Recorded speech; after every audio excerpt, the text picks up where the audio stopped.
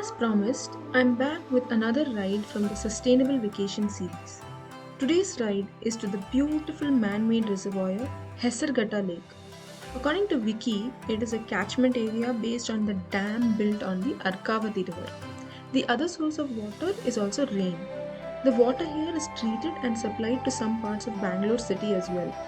Another interesting aspect of today's ride is that I met with a fellow YouTuber, Footloose Globetrotters, at the destination. I'm giving the link to the channel in the description box below. Do watch his interesting travelogues. The ride with Rocky was super scenic once I left the hustle bustle of the city. A lot of greenery and roads with tree lined avenues. Even a pause to drink water was also a visual treat all around. In fact, the village roads were in really good condition compared to the dug up city roads. Clean and butter smooth, it was a bliss cycling by at a decent pace.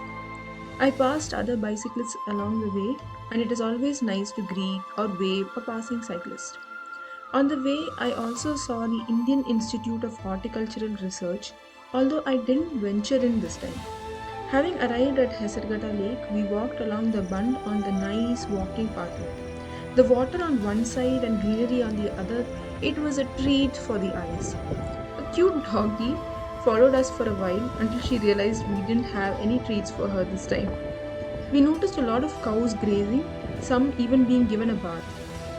Walking further, we found this tower that records the height of the water when the dam releases water.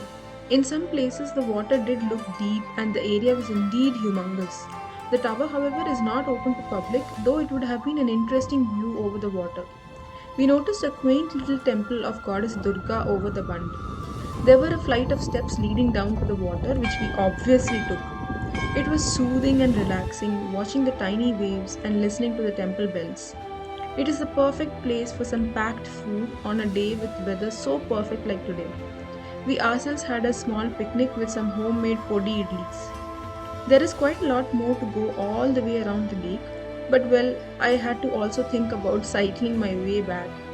The return ride was a bit more tricky with the traffic of the day and the sun starting to peep through the clouds. But all in all, a good 45 kilometers, and I was home just in time for lunch with the family. Stay tuned for another interesting place in the series of sustainable vacations. Please let me know your thoughts and comments, and thank you for watching.